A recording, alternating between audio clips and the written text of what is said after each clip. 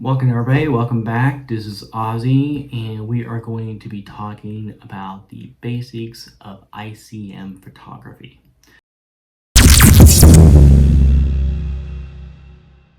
Hey everybody, welcome back. This is Ozzy and today we're going to talk about the basics of ICM photography. Now, here's the first thing. ICM stands for Intentional Camera Movement, which is basically you're taking a photograph as you're moving the camera. That's the easy part.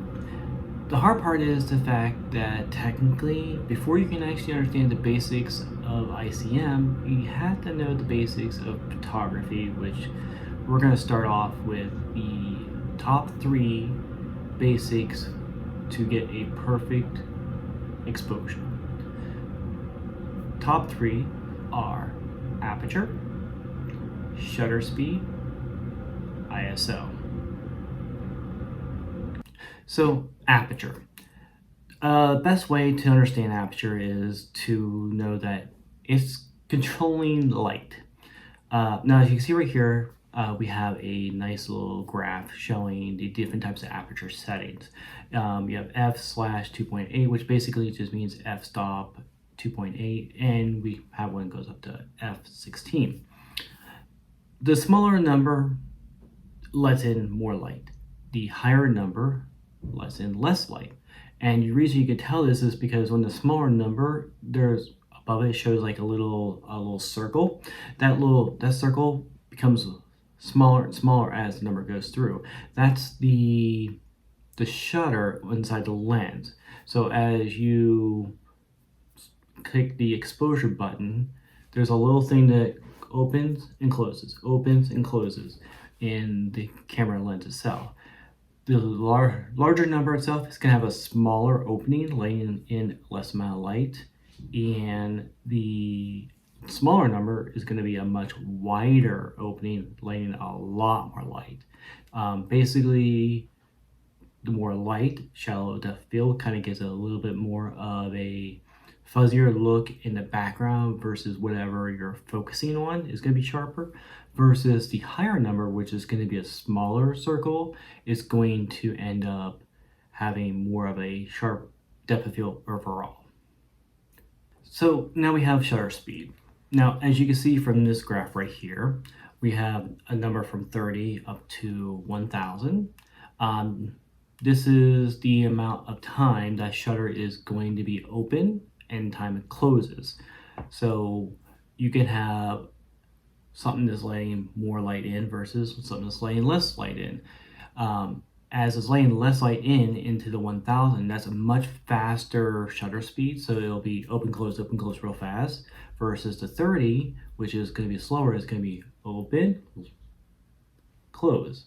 So the longer it's open, it's going to let more light. So even, let's say for instance, you actually had a aperture of like f20, which is going to be a really small little hole. Well, if you have that small little hole and you have a 30 for shutter speed, that small little hole is still going to let a lot more light in because the fact it's longer. That's basically what that means in general. So now we're up to the number 3, which is the ISO. And here we have a nice little graph as well. We have ISO settings from over here is 100 all the way up to over here, which is 3200. And basically this is going to control the sensitivity to light itself. So 100 is going to be less sensitive, 3200 is going to be more sensitive. A really good way of looking at it, as you can see on this little graph right here in general, is when it becomes at 100, you're not going to have as much noise, versus at the higher end, you're going to have more noise. A really good way of looking at it as well is when you see some black and white photos. There are some black and white photos that had a higher ISO and they had a lot more noise, which is that staticky look and stuff like that. That's what noise is. So the more ISO you're going to have, that usually ends up meaning that you're going to have more noise to it versus a lower end in general. So now we have the explanation of the top 3: aperture, shutter speed, and ISO. A good way to actually go ahead and get a good exposure or get a good graph together is to start off with what ISO you want. Now, me being an ICM photographer, I'm probably going to keep it down to the 100 because I want to be less sensitive to light. And then I'm going to choose the aperture. Aperture, typically I'm going to go in the lower number, so I'm usually going to be like f4 to maybe f8. Sometimes I'll be up size as f16, depends on where I want to go. And what will happen is, as you can see in this little graph right here, you have it'll automatically put your next one, the shutter speed, into the perfect area where it would go in general.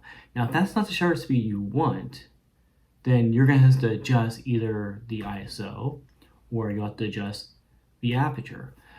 Now, what will happen here is you can see there's some here -1, 0, 1, where that big bar is versus the middle. You want to get that one in straight in the middle right there. Now, what will happen is if you have a lot of light, you'll end up actually get it too far into the too much light in the +1 or further in general. If you have too much or not enough light, it'll go down the other way. You'll have to kind of play around a little bit with the shutter speed and the aperture whenever you want to keep your ISO at 100 to get this perfect exposure. And it'll be kind of a battle because you'll change that shutter speed and all of a sudden your aperture will change to something you don't want. Or you'll change your aperture and then all of a sudden the shutter speed will change. This is a very, very common thing with ICM. So how do we actually deal with be able to break that tie, that little balance between the shutter speed and the aperture? How do we get to where we want to? Well, one of the most common pieces of equipment that an ICM photographer actually uses is called an ND filter. And I have one right here. This one's actually a variable ND filter. And the reason why it's variable is because you can move this right here back and forth and it varies. Now you notice how you can see my hand right here and it's nice and light. Moves around here. You're not gonna be able to see the back of my hand now because it got really dark. It's almost like a pair of sunglasses, right? So an ND filter, which is called neutral density filter, basically what it's doing is it's blocking the amount of light.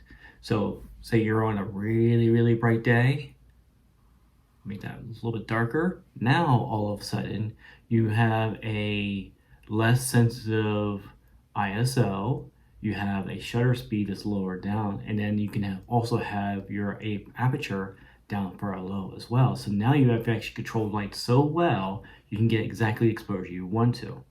Now, you don't have to have a variable. There are also ones called the prime lenses, which are the same thing. The only difference is for one of these, you can have like 3 or 4 of the primes. Same thing, no big deal. Do what you want to get, but there are 2 different versions, so I just want to make sure you know that in general. If you want to, I can always cover that later on. But yeah, neutral density filter, this blocks light depending on which way you go. So now that you can actually create these exposure to the time frame you want to with the shutter speed using the neutral density filter, with ICM, unlike normal traditional ones, you typically want to have more of a longer exposure, meaning instead of having that millisecond, that click, and you freeze things in time, what you're really wanting to do is you create more of an exposure or a time frame that is maybe 1 second, 2 seconds, 3 seconds. That way you can do things while the shutter is open. So if you happen to be like take a picture of a building or you're taking a picture of the water, you set that shutter speed to like maybe 1 second to 3 seconds or even 0.3 or something like that in general. And that means you're gonna have that amount of time frame to move your camera to get the photo to what you want to for the correct blur or the portion like that. And that brings us to the next step, which is what ICM actually is. So now that we've actually controlled our shutter speed, we've controlled our aperture, and we controlled our ISO using our neutral density filter to get the perfect exposure to what we want. Now there's also the movement, which is the basic what ICM is all about. You're moving the camera in the exposure time to create the blurs the way you want to. There are multiple movements you can do. A very common one is horizontal.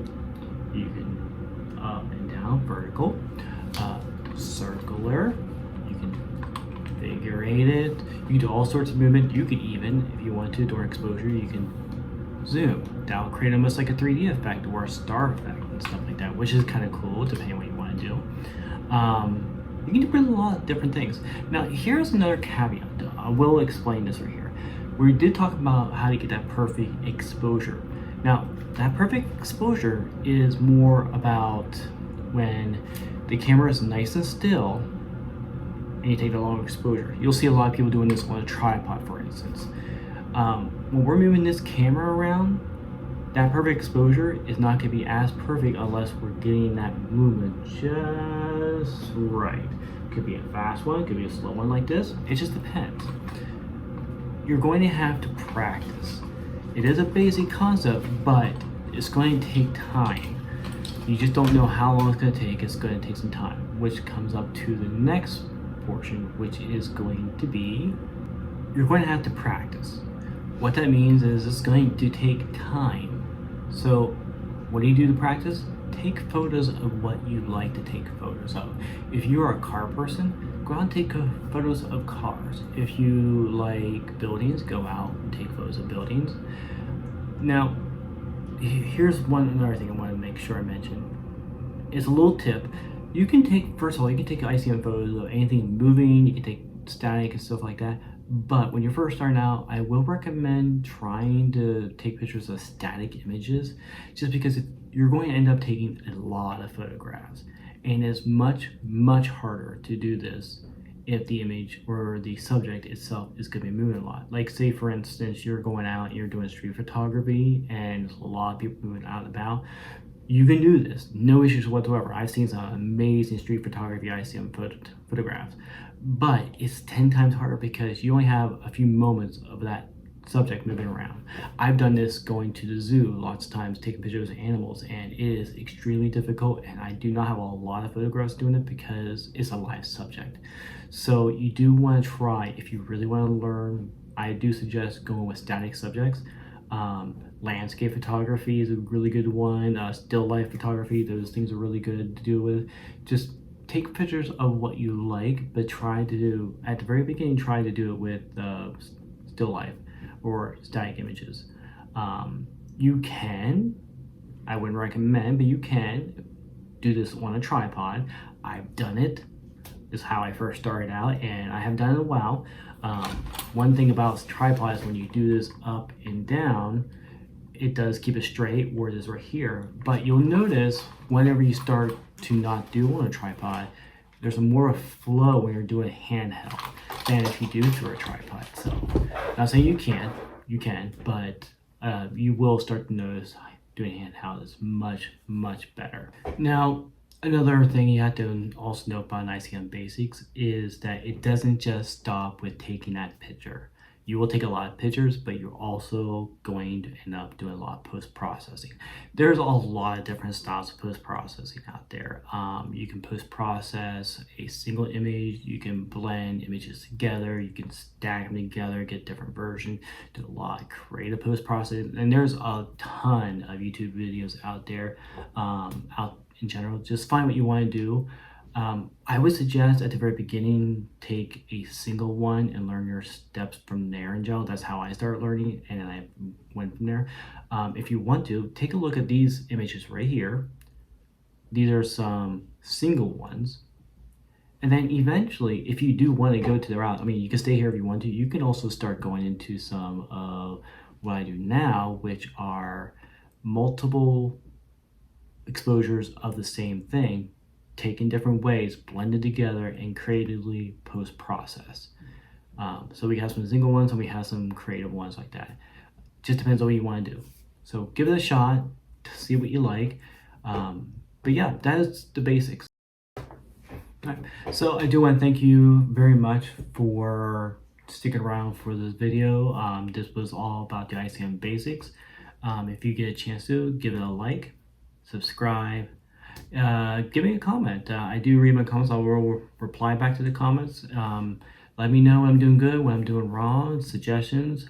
If you have an idea what you want to see about ICM Basics, or if you want to think about tips, tricks, you want to see some more post-processing videos, which I have some in my channel here as well. If you want to see something like that, drop me a comment. Tell me what you like to see. I will see about trying to make those complete for you.